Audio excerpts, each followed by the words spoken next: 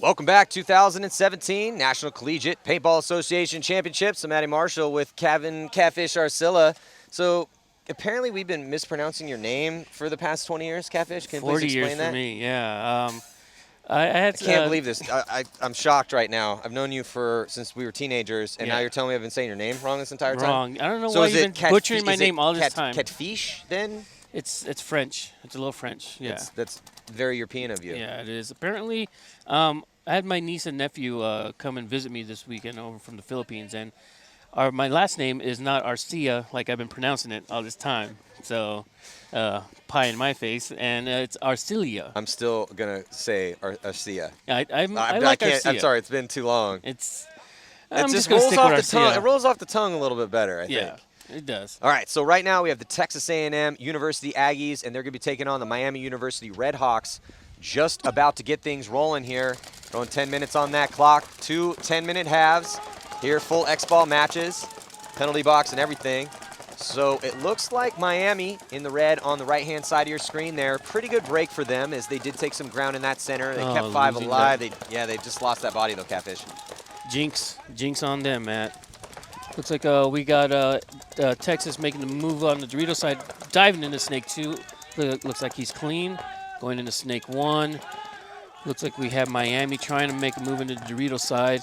Yeah, so he's going to go right past Snake 2, right to that 50-yard line here. So real good position right now for Texas A&M as Hall, as he gets that kill crossfield. Trying to clock in, Hall. Don't get smoked here by the back. Snake. Oh, nice move coming into their side of the Snake. Miami players just coming out wholesale at this point. Hall doing work on the Snake side here. So pretty quick point for Texas A&M. Yeah, I mean, what did they do? They shot a body secondarying in over here on the Snake side, and then they made it into the Snake. So again, that question of which is going to be the push side. Is the Snake going to be the dominant side where you're trying to flood bodies through, or is it going to be the D side?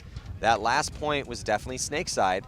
And when you're looking at this layout here and you look at that Snake, and this is a pretty traditional Snake. No gaps in it. There are small gaps before you get to the 50-yard line Dorito, as you're looking at that on your screen. But you can see it's just a straight shot. So a really uncomplicated Snake versus what we saw at the first event of the NXL season in Vegas. This is the layout that's going to be played in Dallas. So if you're out there checking it out, I'm assuming one of the reasons that you're checking this out is to see how this field layout plays. And real traditional Snake, the D side there. Now you're looking at the D side on your screen. The center has definitely been hot. There's been a lot of action up that center. Those white cans there in the center have been hot as well too. But lots of teams flooding bodies up in that center and then getting out wide, which is also pretty standard. We haven't really seen anyone make the Snake off the break.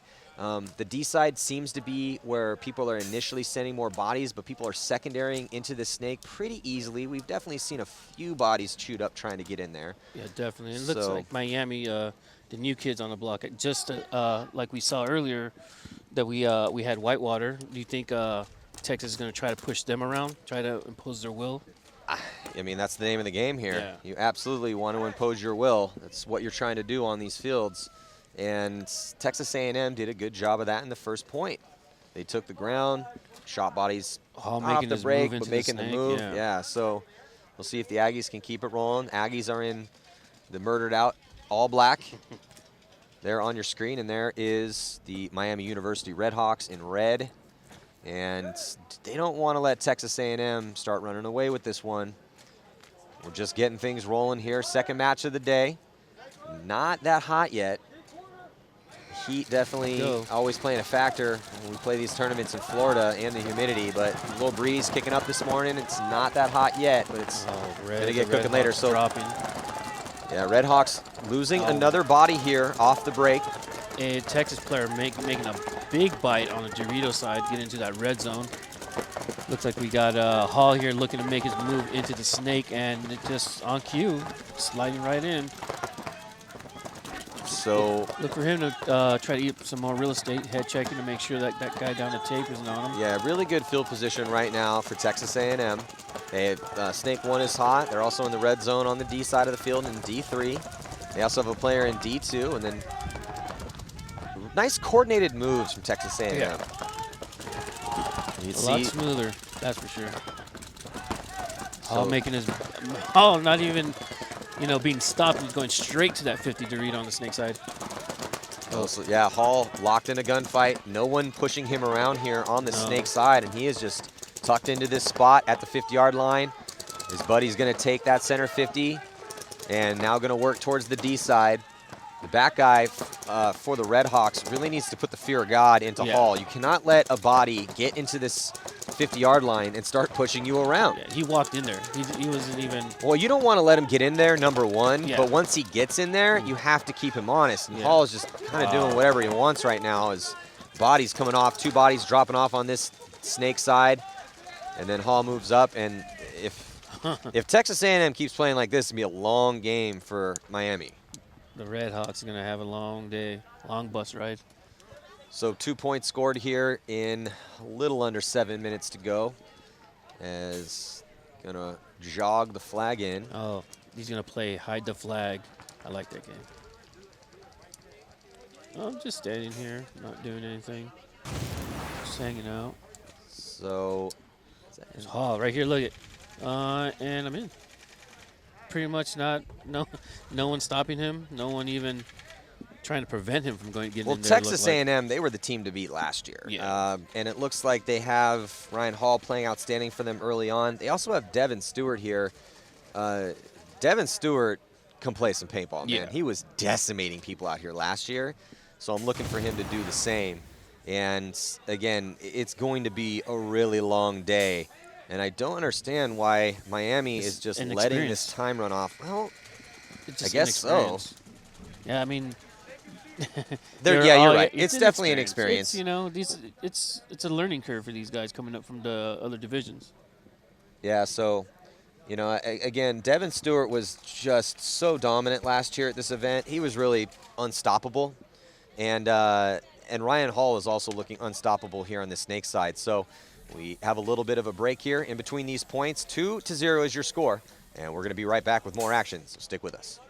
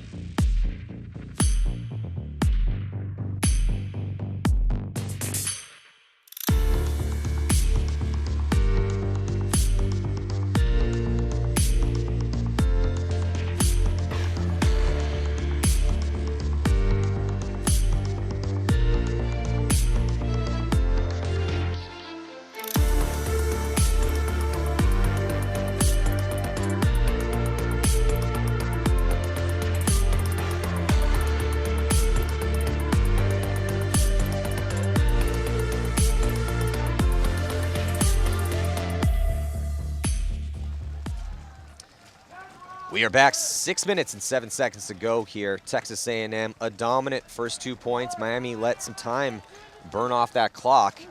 And we're going to get in here to this third point. Let's check in with Lauren. Hey, Maddie, coming into this match, Miami Redhawks knew that A&M was going to be a tough team for them to beat. They know that A&M is really coming out strong and getting down to that 50, so they're just going to try some breakouts to slow down and try to figure out how they can get momentum back from A&M. Back to you. Well, good luck. It's going to be tough. I mean, Texas A&M, you know, the team to beat here with their dominant performance last year. And, you know, again, the way that Ryan Hall was playing on this snake side, the way Devin Stewart was playing up in that center, it's going to be very difficult for every team that plays him. Miami trying to dictate the pace of this particular point right now. They're in good position in the center. They do have a presence on the D side. They're in D1. But they need to start working Texas A&M out of their bunkers. They cannot let Texas A&M dictate these gunfights. Texas A&M, Catfish, they're just kind of running wherever they want to go. Yeah, definitely. It looked like Ryan Hall just, as soon as that player got shot out for the Redhawks, he making his move straight into the snake, stand up behind the snake. Look for him to make this dive into the snake here on cue. Thank you, sir. Looks like that Red Hawk player could not keep him out of D1 now, or Snake 1 now. See, this has been constant for the first 2 points, and now in this third point, the Red Hawks, you have to expect that Texas A&M, if they're not in that snake right away, Hall's going to be working his way in here. 2 confirmed kills. Hall is just, Gave him a little streak. Your hair didn't have color, sir. Yeah, I mean, give you a little color. Yeah, just highlighted him up a little bit. Just a little. Yeah, he mohawked him. But Hall is just making it look so easy over here. And why is he making it look easy? Because of the presence of the gunfights that are happening behind him. The Red Hawks are being put in their bunkers. They're letting Texas A&M push them around in their spots, and then they're losing too many bodies here, and Texas A&M is just making real easy work of Miami University Redhawks right now. Yeah. 3-0 is the score. 4 minutes left to go here in this first half. Yeah, well, Hall's looking like he's having a great game, but that's only possible because, like you said, his back players are keeping him alive and winning their gun battles, you know, and just keeping guns busy. So let's check out this replay.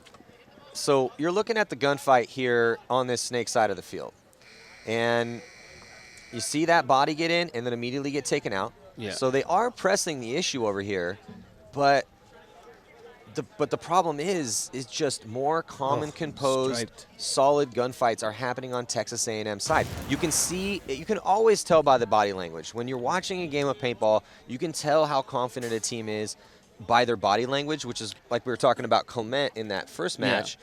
For Drexel, looked very smooth in his body language. You can tell that he had walked the field. Looks like they got some reps on this layout yesterday. This layout just came out. We're seeing the same thing out of Texas A&M, but no surprise here. This is definitely one of the favorites in this tournament. They're looking like one of the favorites. They're playing a real tight paintball, not making any mistakes. I haven't seen one mistake made from anyone on Texas A&M yet. It's experience and knowledge. I mean, these guys have been here. They know what it takes to win. Like you said, they're one of the favorites to win the event. And then you have the new kids on the block just thrown into the deep end, kind of with Texas. So. It's going to be a tough learning curve for these teams coming up through the ranks, and I mean, just as everyone's seen here, hey, the Redhawks are getting a lesson right now. Hey, Catfish, you might as well get it out of the way early, right? I mean, might as well. I would want to play one of the favorites right away to at least see where we stand. This is a lesson for them. You want to be the best, you got to play the best. You got to beat the best, and you got to get past Texas right now, Miami, and it's going to be a tough job ahead of them. Well, we'll see how they answer. There's a lot of time left in this game. We're talking about we have another 10-minute second half to play. There's 3 minutes and 38 seconds left in this one. They're only down by 3, but we've talked about this. If you've been watching tournament paintball for the past 7-8 years, the dreaded 3-point spread. Once a team, the statistics on a team going up on another team by 3 points, it's really, really bad. Yeah. So you want to.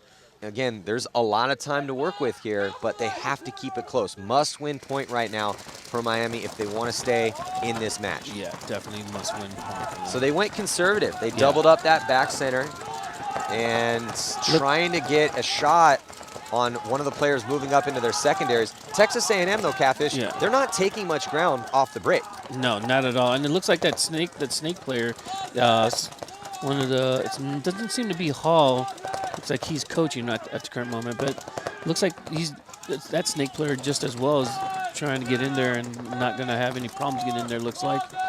Actually, the Redhawks having 2 guns on the snake, keeping them out of there. I think that's going to be their new plan, keep them out of the snake. Too many points being conceded for them that way. Well, you absolutely want to keep bodies out of this snake. I mean, that's pretty much, you could say that for every paintball game that's played on an airball field. And there he is. Finally, it looks like University of Miami University finally getting a kill on Texas A&M. So we'll see if they can do something with that. Unfortunately for them, it looks like the snake is hot again for Texas A&M. So Texas A&M, though they are taking ground on that D side, the snake is really where they're pushing through. Yeah, definitely. Oh, but he gets just a little sloppy here in the snake for Texas A&M, as it looks like that was I was going to butcher that Fuchigama. Name. I'm not butchering that name. Oh, man, I think Fuchigami. You're going to get some emails. You can get some emails, Colin Fuchigami got into this 50-yard line here for Texas A&M, and on his first engagement, gets shot right in the goggles. And there's another body now coming off for Texas A&M on that D side. So this is Miami's opportunity. This is what they needed. Down by 3, only a minute and 51 seconds left to go here in this first half. Looks like they got a 1-on-2 now in Miami's favor. They've got to close this one out. They do. They got to win this. This is, like you said, it's a crucial point. You don't want to. If you drop 4 points, that's a no man's land at that point. So Faye for Miami, he just needs to engage, but lay off a little bit. You don't want to heavily. If it's a 2-on-1 situation, you got to be real careful. See, Faye just dropping the ball over here, Catfish. Yeah, definitely. It's like we're jinxing these guys, or we see what's going to happen next. Hey, that's our job. Yeah. Your job is to call the game. And Faye here, look, a 2-on-1 situation, when the one is shooting at you, tuck in. And if you're not being shot at, move up. That's how you play a 2-on-1. You do not need, there's no reason to get in a needless gunfight in a 2-on-1 situation. There's no point to that engagement. You know, this is why you run this drill. You run this drill so that if you are the one, that you learn those tendencies of the players trying to close out on you, so you can be in this situation. You get that clean kill. Now it's a 1-on-1, and you're burning time, because that's all Texas A&M needs to do is just burn this 37 seconds off. Regardless if they win this point, doesn't matter. Not sure who that is here for Texas A&M. Sabat, I believe. No, I think it's Edwards. No, it's Sabat. Is it Sabat? Unfortunately, our numbers are backwards here on these. Okay, so, I mean, he did a great job, and Faye just really dropped the ball. Again, if it's a 2-on-1 situation, you do not move up when you're being shot at. You move up when the guy turns. It's one guy. It's just one guy left. When he turns his gun to your buddy, that's when you move up. Oh, wow. So he's going to run and grab that flag, and here comes Sabat. Put on his fast pants trying to get in there. I think he might have just got shot. I think he might have taken one on his left leg. You see that paint on his left leg? I did. But he's just trying to score that point. There's some on his grill, too. He didn't need to do that. I like the aggression, but he did not need to do that. Oh, yeah, he definitely took a hit. Yeah. The question is, did he get shot before he hit the flag? And it looks like the hang's good. They're going to give it to him. Meeting of the minds, and it's good. We always say if you're going to err on the side of aggression, right? Yeah. I'd rather have a guy play aggressive and be able to tone him back than not aggressive enough. But what an amazing job. I mean, Sabat goes out there. It's a 2-on-1 situation. Faye really dropped the ball over here for Miami. Again, if it's a 2-on-1 situation and you're out there listening, you do not move up when you're being shot at. There's no reason for you to do that. Wait until your opponent, the only opponent on the field, turns his gun to shoot at your teammate. Then you move up a bunker. No need to take any big bites. You do not move up into a gun when it's a 2-on-1 situation. That's exactly what Faye did. Sabat got the shot on him. And then, amazingly, goes and grabs the flag. Yeah. And somehow, some way, let's check out this replay if we can. Maybe we'll get a chance to get a glance at it. So here's the battle going down. And the move being made into the snake. He's going to get to the 50-yard line and get shot out. So this was early on in the point. Fuchigama. Yeah, so Fuchigami. So here's Faye. So there's Faye. Comes again, you do not need to move up when you're being shot at. Totally pointless. Death right there for Faye. And then here comes Sabat as he comes in, catches his opponent sleeping, checks the clock, and then just gets on his horse. Stumbles a little bit, but able to get that shot, or able to get that flag hang in to get the point. And they gave it to him. So what an amazing job by Texas A&M. We are at halftime right now. Let's check in with Lauren Kelly. Thanks. I'm here with Jake Sabat. Sabat, right? Yeah. All right. So you guys know up there in the booth. Now, congratulations. You guys have not let Redhawks get a point on this board in the first half. You had an amazing last point. You had a 2-on-1. You were down. What was running through your mind during that 2-on-1? I'm sure you guys play that often in practice. Well, I knew the Dorito guy. He had to run at me, and this guy on the snake side had to run across. So I had a higher chance of shooting that guy. So once I shot that guy, it was a 1-on-1. I was like, okay, I felt comfortable. But then they were like, hey, win the point. So I was like, all right, I got to run it in. So. All right, well, that's what I was going to ask you. You only had 1 second on the clock when you hung that flag. You had a 3-point lead. You didn't need to run the flag, but you said that they were telling you to run in the flag. Was there any kind of strategy what area of the field you wanted to run down to make sure you didn't get hit? It was very random, but I knew if he was on the Dorito side, if I ran snake side, I had a higher chance with the W so big, but that's about it. All right, well, congratulations. You guys are up 4-0 going into the second half. Back to you guys. Yeah, so it was a heads-up play. Yeah. Again, Jason Seabaugh, heads-up play, kid. Nice work. A solid performance by Texas A&M. They looked relatively flawless in that first half. The score is 4-0. A lot of work from Miami University Redhawks need to be done in the second half. They're talking about it in their pits. We're going to take a short break. We'll be right back.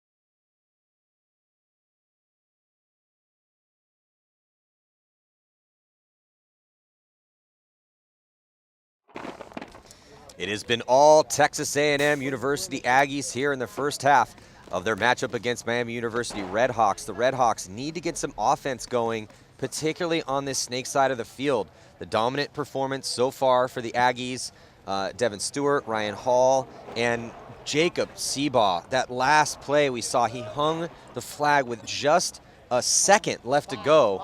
Incredible performance across the board catfish for Texas A&M right now. Yeah, definitely impressive. I mean, it's a 4-0 start for them. It looks like we got the Redhawks coming up to that center bunker. So these teams switching sides now, and if you're just tuning in, Miami in the red and Texas A&M in the murdered out black uniforms. It looks like they lose that body as Fujigama trying to get into the snake, and he gets taken out, but two bodies dropping for the Redhawks. It's not looking good for them again, and a really big bite on that D side for Texas A&M as they try to get all the way to D3. It looks like he made it in clean. Well, I'm just trying to figure out why the Redhawk player hasn't made that jump into the W. I mean, there's no one really stopping him. You might be able to watch that snake a little bit better from that angle, or maybe there's a different angle that he's at. He's trying to keep the snake player out of there for the Aggies here. Well, again, with a 4-point lead, yeah, there's 9 minutes and 11 seconds left to go, so there's time. But the way that Texas A&M has been controlling the pace of this game, it's going to be tough for Miami. Texas A&M loses a body, but what happens? They immediately get a kill after that. So seesawing back and forth here on the body count. No one really in dominant position.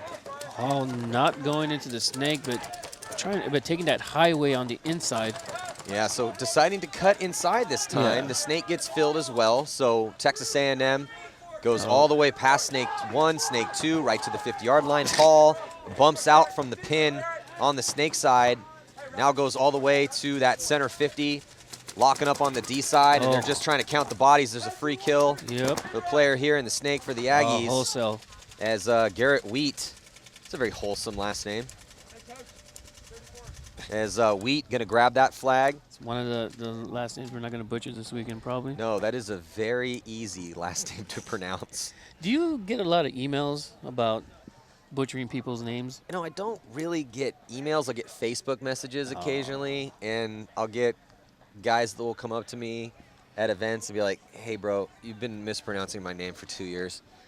And then I normally go, well, why didn't you tell me 2 years ago?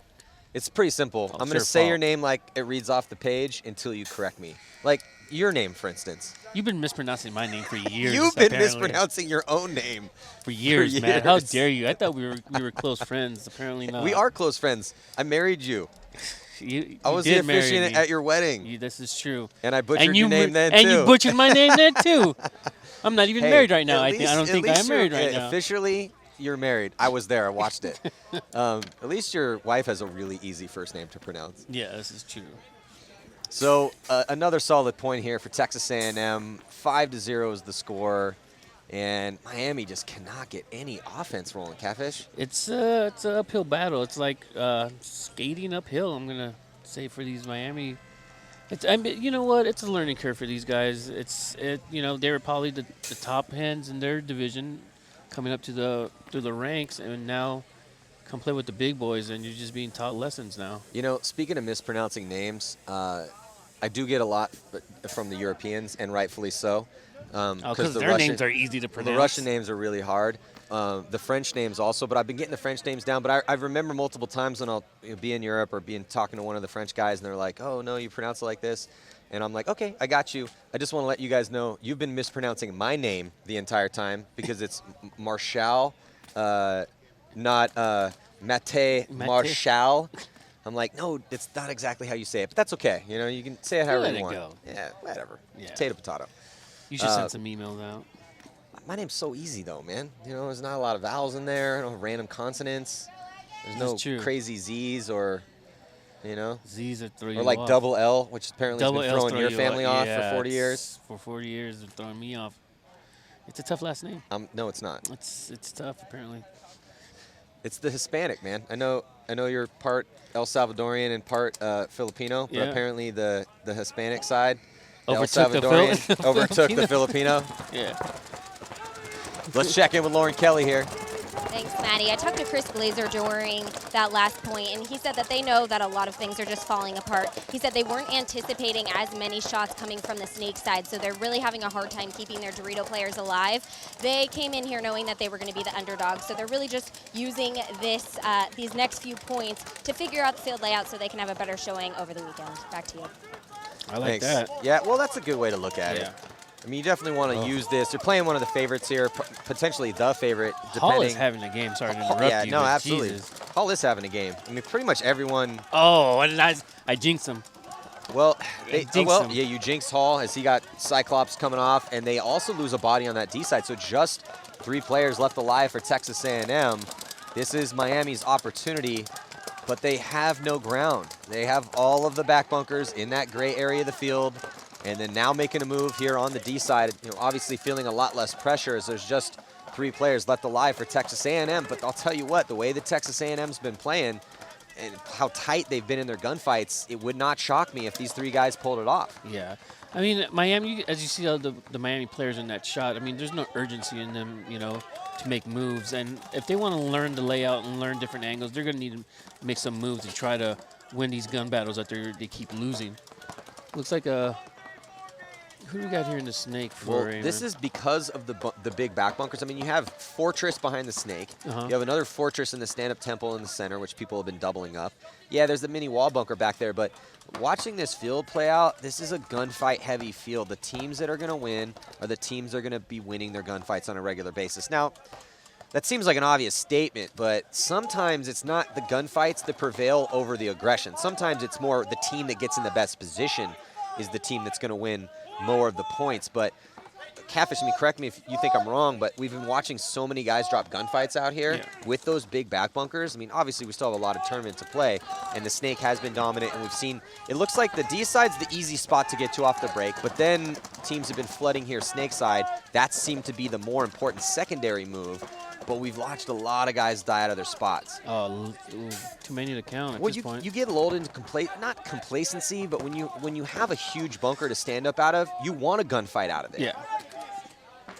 You definitely move around and you just get antsy in there, I'm thinking. Well, when you have a lot of bunker to work with, you want to work with the bunkers. So I think that we're seeing that out of the back bunker here, the insert bunker on the Snake side, and both the stand-up temples. We've seen a lot of guys die out of those spots, and also out of the Aztecs and the back bunkers on the D side. Looks like we have Salinas here in the and a penalty. First penalty of this particular match. We saw a couple in the first game. So they're going to go to the box. It's a 1-minute minor. Would that turn into a 2-on-1, maybe? Well, this is a 3. So Miami, for the first time, has been able to get past the 50-yard line. And here comes the attack. And they run down the last player for Texas A&M. And Miami going to put their first point on the board. Here Score we go. Is going to be 5-1 with about 4:20 left. Here we go. That's 1 point. 4 more to go. I mean, is it possible? Absolutely. Oh, yeah. Is it probable? No. Not the way that Texas A&M's playing, and not on this layout. This is because of all of those big back bunkers. This layout can definitely be one of those. You're going to see potentially some situations where you can stave off an attack. Yeah, where if guys are pushing aggressively because you have a lot of bunker to work with, it's going to be tough to push and score quick points on this field. I would like to see. Obviously, this is the situation that Miami's in now, so we're going to find out if that works. How can you score quick points if you're down? Miami has no other choice. Yeah, definitely. I mean, is it possible? Yeah, it definitely is possible. Will it happen against a seasoned team like Texas? Very doubtful at this point right now. But the point is they have to try. Yeah, 4:25 on the clock, down by 4. That minor penalty is going to come off because they lost the point. So Texas A&M will start with 5 bodies. So now I'm wondering, again, what is going to be the best way to run a game plan with this layout the way it is in order to score a quick point? Because that not only has implications here for this tournament, but since we're playing the layout for the next big event, the next NXL event, that also has implications for the next tournament, the big tournament coming up. This is obviously the biggest college paintball tournament in the world, and this is a very crucial moment. We've seen awesome comebacks before win tournaments. How can you aggressively push up this field? Obviously, we've seen that center doubled up already, so that's where it's going to come. We know you can secondary into the snake, but how exactly are those secondaries going to go off of the initial attack? Well, we should be finding out here because that's what Miami needs to do. Well, it looks like a lot of the points, when the players get into the snake, it looks like the Texas player is just coming straight to that 50, and he's just having lunch in there, just eating everybody up, you know what I mean? Yeah. Dominant performance so far from Texas A&M. Yeah, they stumbled a little bit in that last point, but they didn't even, they lost a couple gunfights, but that was pretty much it. Yeah. So Miami not going with an aggressive game plan, going back to their traditional double up that back center and get out wide.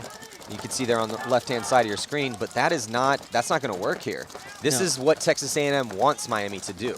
Yeah. If I was Texas A&M, this is the exact game plan I'm hoping Miami runs. Well, it's, like I said, they're trying to learn, but you're not going to learn in the back bunkers, unfortunately, And they need to be a little bit more aggressive, try to find angles, try to, fight their way at least back into this game. Well, you have nothing to lose. Yeah. There's under 4 minutes to go. You're down by 4. You're always going with the highest probability, right? Yeah. You're always trying to give yourself whatever advantage you possibly can muster. You're not going to give yourself an advantage if you're Miami when you're down by 4 and you're just taking all of the back spots and not pushing up the field. That's not the highest percentage for you to score quick points, because then what are you doing? You're hoping that you're going to shoot a guy off the break and then win a couple gunfights. That's not what Miami's been doing against Texas A&M so far in this match. The reason why the score is 5-1 is because Texas A&M is doing a better job at shooting bodies off the break and winning gunfights. And so Miami is playing to the strength of Texas A&M right now. Yeah, definitely. I mean, what do they got to lose? I mean, are they afraid of being blown out? Unfortunately, sorry to let you guys know this. It's a blowout right now. Might as well, just run in there and try to learn stuff. Roll the dice. Yeah. Double. We know you can make 2 bodies up that center. I don't think we've seen anyone die trying to get to that center 50 off the break yet. Now, that doesn't mean that there's not a shot out there somewhere. You can find that shot, but we've already seen teams double up this center 50. And Again, now you have a situation where Texas A&M has Hall in the snake again, and now there's only 2 minutes and 25 seconds left, and Texas and Miami is they're just chilling in their bunkers, rolling their guns. Miami's playing this point like they're up by 4. Yeah. It looks like Hall trying to find different angles, trying to see what he can do here. Oh, did you just shoot that guy in the hopper? That'd have been awesome. Nope. So there's Miami on the left-hand side of your screen, finally digging out with a fill to the stand-up temple on the snake side. Throws a pod over to his buddy in the back corner. Keep me alive. Well, I mean, that is a move forward technically, but not by much. Yeah. But the problem is with Hall in snake 2 now, he's going to be able to cut up that D side and stop the attack over there. Texas A&M is also slowly but surely making their way up on that D side of the field. So it's, Texas A&M's just going to be tightening it up. Yeah, they do lose a body, though. So Miami does win a gunfight, put themselves in a little bit better position here. But it looks like Hall shoots out his mirror, or actually shoots out his opponent. It's not exactly his mirror, but shoots out the guy he's worried about. who's the farthest body out wide in that back corner bunker there on the left-hand portion of your screen. He's still looking at that stand-up temple. Highway. So Hall jumps over, runs the highway to get to the 50-yard line, and he's going to Oh, here it comes. He's going to tuck in. A little bit of a desperation run here from Miami, trying to take Hall out, and there's You think no Hall one. knows that there's still a guy here in the? Nope, I don't think he does. I don't think he does. Oh, maybe. Wow, did Hall just get the? Wow. Wow. I mean, Hall making it look relatively easy over here. He had no idea that guy was in front of him, but it didn't matter. I mean, he, on the sprint, realizes, oh, Yeah. my God, there's still a body over here, and shoots him on the run, doesn't get shot, and then I think he also got the last guy, too. So call that a 3-pack for Hall? Yeah, yeah. 4 or 3? What do you think? I think it was a 3. I might know. Wait, mirror, snake. The other two. Just making it look easy out there. Ryan Hall, Texas A&M had a great breakout. Slow breakout, conservative breakout for Texas A&M. Why? Because they're up by 4 points. Now up by 5. Miami, once they realized that Miami wasn't going to be pushing at them, Yeah. then Hall, even though he didn't need to do it, you can check out the one. replay. So there's Hall calling his first kill on the back corner bunker here, snake side. Playing nice and, look how tight he's playing. He goes into the highway at this point. Confident body language, and then look at this, tucks in when he's getting run down, shoots that guy, so that's 2 confirmed. I'm not sure if his buddy got a shot on him too. Regardless, stays low, using all the bunkers, and then he's going to run through. We didn't quite see it there. Gets his 3rd kill. And then, Just beautiful work by Ryan Hall and the rest of the boys from Texas A&M. 33 seconds left to go here in the second half. It's been all Aggies, and we're going to be right back. Stick with us.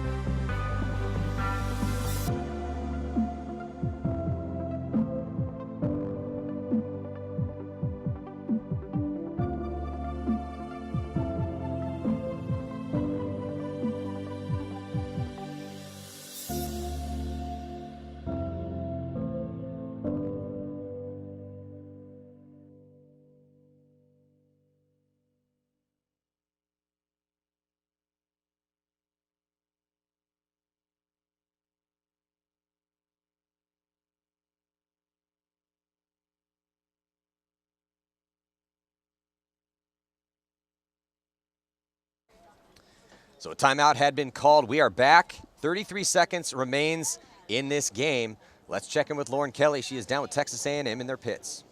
Hey guys, I'm here with Ryan Hall. Congrats, you guys are running a really good first match here at an NCPA Nationals, but we expected A&M to come in here and kind of do some work and get into that Sunday bracket. You have been on the snake side. You guys haven't had a lot of time to practice this field layout. Tell me what you're seeing from the snake side when you get into those bunkers. Honestly, right now we're really focusing on trying things this match. So we're trying to take a lot of input from where our guys are going, where they're getting shot. There's not a whole lot heads up. It's kind of just a straight gunfight. There's no tricky stuff so far. But like I said, we're really focusing on trying a lot of things. We're going to try the center pins. We're trying some bounce shots. We're trying as much as we can to see how this plays out for the rest of the tournament. All right, well, I want to pick your brain some more, but let's get back to Maddie to see how this last point goes. Well, it was going bad for Miami as they got a major penalty, but Texas A&M lost a bunch of bodies. So at the end of regulation time, I don't think a point was scored there, Catfish. No point was scored. So Miami and Texas A&M met at the middle. Texas A&M played the aggressor, runs through, shoots a player from Miami. That guy continues to play. Major penalty assessed on Miami. But in that confusion, Texas A&M losing a bunch of bodies. Yeah. And it looked like Miami was going to be able to put another point on the board, but just not able to do it. So a big congratulations to the Aggies as they start this tournament out with a win.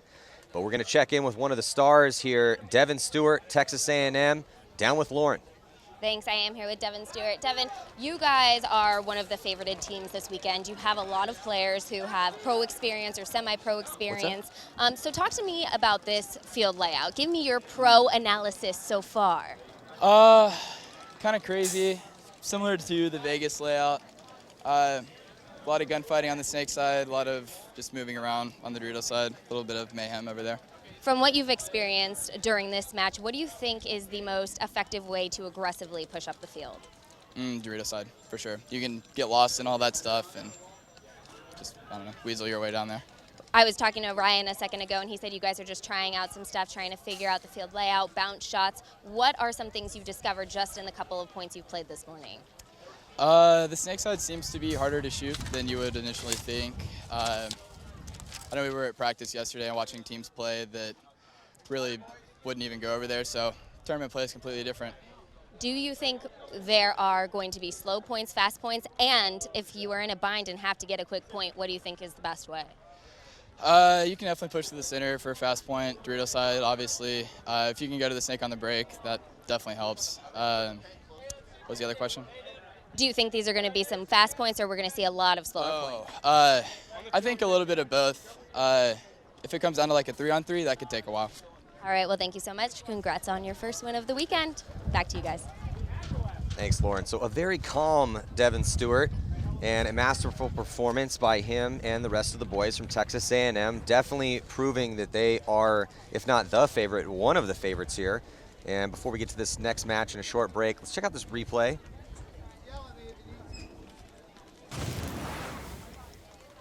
So this is that battle, the very last bit, as we saw the run through from Faye.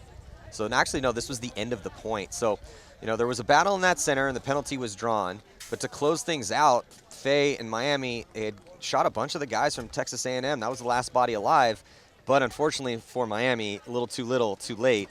And they weren't able to get that point. So pretty big point spread loss for the Miami University Redhawks. And yeah, and it was just a beautiful performance by Texas A&M. That's pretty much exactly what I thought that we'd see out of them. You know, again, Ryan Hall, I think Catfish probably one of the best performers that we've seen so far on this snake side. We're going to see more out of Texas A&M and Miami University. It's going to be a long tournament. We're just getting things rolling here. 2017 National Collegiate Paintball Association Championships. We'll be back.